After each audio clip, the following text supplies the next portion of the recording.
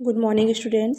आज हम पढ़ने वाले हैं क्लास 12 बिजनेस स्टडी के चैप्टर 6 से नियुक्तिकरण के पार्ट 6, जिसके अंतर्गत आज हम समझेंगे प्रशिक्षण एवं विकास, ट्रेनिंग एंड डिप्लॉयमेंट।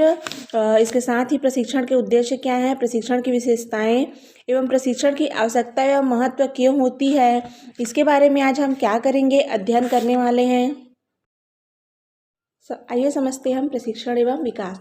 तो देखिए, प्रशिक्षण अधिक एवं उच्च ज्ञान प्राप्त करने की क्या है, कार्यशाला है। प्रशिक्षण स्वास्थ्य प्रबंध की एक आधारशिला भी है। यदि आप यह चाहते हैं कि आपके कर्मचारी अपने कार्य को ठीक ढंग से करें तो उनके लिए विधिवत प्रशिक्षण की व्यवस्था करनी होगी। मतलब यदि आप चाहते हैं कि आपके कर्मचारी विधिवत स्थायी रूप से अच्छे से काम करें तो आप उनको क्या करना पड़ेगा, आपको उनको ट्रेनिंग देना पड़ेगा। क्योंकि प्रशिक्षण के बिना किसी भी कार्य को सही ढंग से करना कठिन होता है, क्योंकि जिसके बारे में हम उतना ज़्यादा नॉलेज नहीं रखते और वहाँ पे कर्मचारी नियुक्त होते हैं तो उनको क्या करना पड़ता है, हमको ट्रेनिंग देने की आवश्यकता पड़ती है। तो आइए समझते हैं हम प्रशिक्षण का आशय। तो देखिए, किसी भी संगठन की क्रियाओं के सफल संचालन के लिए एक विशेष प्रकार के सैद्धांतिक एवं व्यवहारिक ज्ञान, योग्यता एवं कौशल की आवश्यकता होती ही होती है। ठीक है, क्योंकि ट्रेनिंग के द्वारा जो कर्मचारी कार्य की आवश्यकता हो को आसानी से क्या कर सकते हैं, हम पूरा कर सकते हैं। अन्य शब्दों से प्रशिक्षण किसी कार्य को विशिष्ट ढंग से करने का क्या है, शिक्षण है। वास्तव में प्रशिक्षण किसी विशिष्ट कार्य को प्रभावपूर्ण ढंग से निपुणता के साथ करने की कला का ज्ञान है, जिसमें क्या होता है, उत्पादकता की वृद्धि हो सके। ठीक है, ये क्या हो गया हमारा प्रशिक्षण का आशय। अब हम समझते हैं इसी में प्रशिक्षण की परिभाषाएं। तो देखिए, एडविन बी फ्लोनो ने कहा है कि किसी विशिष्ट कार्य को करने के लिए कर्मचारी के ज्ञान कौशल में वृद्धि करने से संबंधित क्रिया को क्या कहते हैं, हम प्रशिक्षण कहते हैं। मतलब जिस कर्मचारी को हम क्या करेंगे, ट्रेन करेंगे, उनके ज्ञान और कौशल के बारे में हम वृद्धि करेंगे, वो क्या कहलाता है, उनका प्रशिक्षण कहलाता है, बोला जा रहा है। अर्थात किसी विशिष्ट कार्य को करने के लिए कर्मचारी के ज्ञान कौशल में वृद्धि करने से संबंधित क्रिया क्या कहलाता है, प्रशिक्षण कहलाता है। ठीक है, उसी प्रकार से डेल एस बीच के अनुसार भी कहना है कि प्रशिक्षण एक ऐसी संगठित कार्यविधि है जिसके द्वारा लोग किसी निश्चित उद्देश्य के लिए ज्ञान एवं कौशल क्या करते हैं, सीखते हैं। ठीक, तो ये क्या हो गया हमारा प्रशिक्षण की परिभाषाएं। उसी प्रकार से है माइकल जे जूसियस के अनुसार, तो प्रशिक्षण एक ऐसी प्रक्रिया है जिसके द्वारा विशिष्ट कार्यों के संपादन हेतु कर्मचारियों की अभिवृद्धि, निपुणताओं एवं योग्यताओं में अभिवृद्धि की जा सकती है।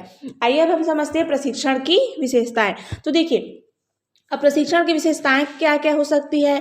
तो देखिए, आशय परिभाषा को तो हमने समझ लिया। अब हम समझते हैं हमें प्रशिक्षण की आवश्यकता क्यों पड़ती है, उसमें क्या क्या विशेषताएं हो सकती है। तो देखिए, प्रशिक्षण कर्मचारी विकास की क्या है, सतत प्रक्रिया है, क्योंकि जब कर्मचारियों का विकास एक सुनिश्चित ढंग से होगा तभी कर्मचारी के ज्ञान और कौशल की क्या होती है, अभिवृद्धि होती है। साथ ही कर्मचारियों की कार्य क्षमता में भी वृद्धि होती है। प्रशिक्षण से ही मानव पूंजी से अभिप्राय विनियोग का भी ज्ञात पता चलता है। प्रशिक्षण की व्यवस्था करना उपक्रम का एक उत्तरदायित्वपूर्ण एवं उनकी आवश्यकता भी है। प्रशिक्षण से कर्मचारियों की आत्मसंतुष्टि भी मिलती है। ठीक है, कि कौन किस कार्य में निपुण है। तो ये क्या हो गया हमारा प्रशिक्षण की विशेषताएं। अब इसी में समझते हैं हम प्रशिक्षण के उद्देश्य।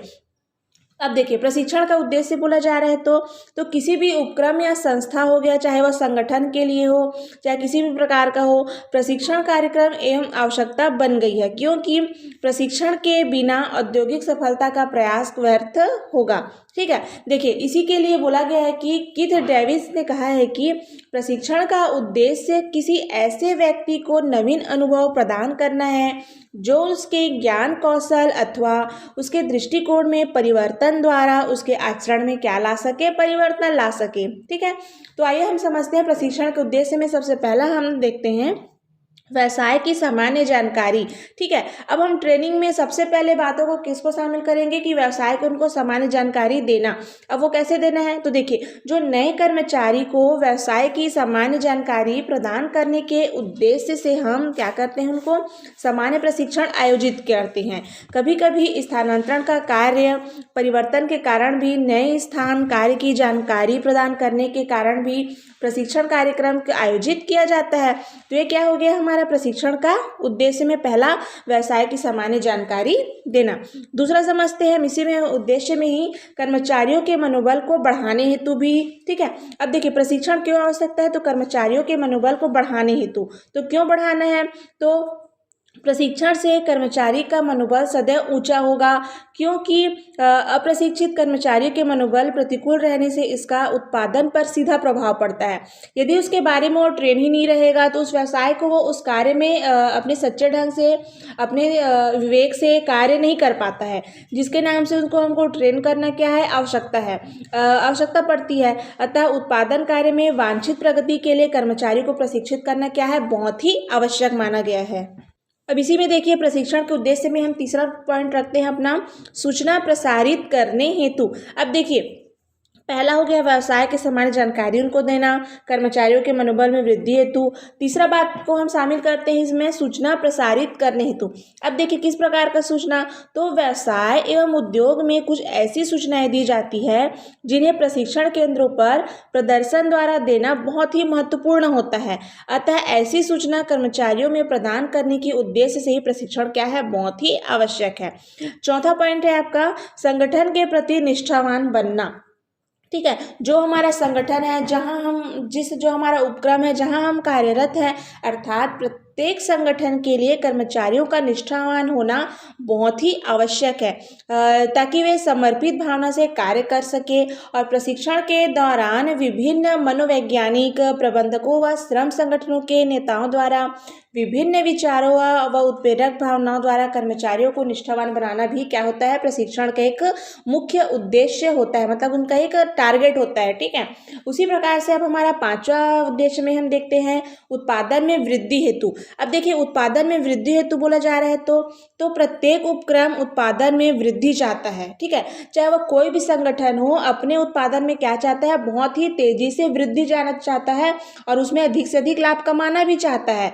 तथा इस हेतु कुशल कर्मचारियों की हमें क्या होती है, आवश्यकता होती है, क्योंकि जब तक हमारे पास कुशल कर्मचारी नहीं होंगे तब तक हमारे उत्पादन में वृद्धि नहीं हो सकती। अर्थात कुशल कर्मचारी प्रशिक्षण द्वारा बनाने या तैयार किए जाते हैं। अतः उत्पादन में वृद्धि करने, बाजार का विस्तार करने के उद्देश्य से कर्मचारियों को प्रशिक्षण देना बहुत ही आवश्यक माना गया है। ठीक है, अब हमारा छठवां उद्देश्य में चलते हैं हम, देहातीपन को दूर करना। अब देखिए देहातीपन बोला जा रहा है तो इसका मतलब क्या होता है, इसका देखिए, तो देखिए यहाँ देहातीपन का आशय पुरानी रूढ़िवादी विचारधारा या कार्यशैली से लगाया गया है ना, न कि उसको देहाती बोला जा रहा है। ठीक है, यहाँ पे क्या बोला जा रहा है, यहाँ देहातीपन का आशय पुरानी रूढ़िवादी विचारधारा की कार्यशैली से लगाया गया है। अर्थात वर्तमान वैज्ञानिक युग में पुरानी शैली से विकास की बात करना क्या है, बहुत ही व्यर्थ है। अतः संस्था के पुराने कर्मचारियों के मन मस्तिष्क से देहातीपन की विचारधारा को हटाने के उद्देश्य से प्रशिक्षण देना क्या है, बहुत ही आवश्यक माना गया है। ठीक, ये हो गया हमारा छठवां पॉइंट। अब हम समझते हैं इसी में सातवां पॉइंट है हमारा, दुर्घटनाओं में कमी लाने हेतु। तो देखिए यह कहावत है कि prevention is a better than cure. ठीक है, देखिए केयर, तो देखिए अर्थात सुरक्षा से सावधानी क्या है, बहुत ही अच्छी होती है। हम दुर्घटनाओं को रोक नहीं सकते किंतु रोकने के उपाय अवश्य कर सकते हैं, है ना। अर्थात दुर्घटनाओं में कमी का अर्थ है कार्य पर प्रशिक्षित व्यक्ति को लगाना। ठीक है, तो देखिए अब हमारा आठवां पॉइंट चलते हैं हम, नवीन तकनीक ज्ञान हेतु, मतलब नए नए टेक्नोलॉजी के लिए। तो उत्पादन के क्षेत्र में प्रतिदिन कुछ नई नई तकनीकें विकसित हो रही हैं, अतः इसकी जानकारी कर्मचारियों को प्रदान करने के उद्देश्य से प्रशिक्षण क्या है, बहुत ही आवश्यक माना गया है। ठीक, अब हमारा नौवां हिस्से में योग्य कर्मचारियों की पूर्ति हेतु। तो एक बड़े उपक्रम में विभिन्न स्तर पर अलग अलग योग्यता वाले कर्मचारियों की क्या होती है, हमें आवश्यकता पड़ती है। अतः उनकी लगातार पूर्ति के उद्देश्य से प्रशिक्षण कार्यक्रम आवश्यक है। मतलब हमें इन सभी टारगेटों को पूरा करने के लिए उनको प्रशिक्षित करना हम क्या करते हैं, आवश्यक मानते हैं। और हमारा 10वां पॉइंट है लास्ट, समस्याओं का निकट से परिचय। प्रशिक्षण का उद्देश्य कर्मचारियों को उन समस्याओं की जानकारी प्रदान करना होता है जो कार्य के दौरान उपस्थित हो सकती है। प्रशिक्षण के समय कर्मचारी विभिन्न समस्याओं पर आपस में भी विचार विमर्श कर सकते हैं, अपने अपने विचारों का भी आदान प्रदान कार्य कर सकते हैं, अर्थात कार्य के समय में आने वाली वास्तविक समस्याओं से निपटा जा सकता है। ठीक है, तो ये हमने क्या समझा, प्रशिक्षण के उद्देश्य, जिसके अंतर्गत हमने 10 प्रकार की बातों को जाना।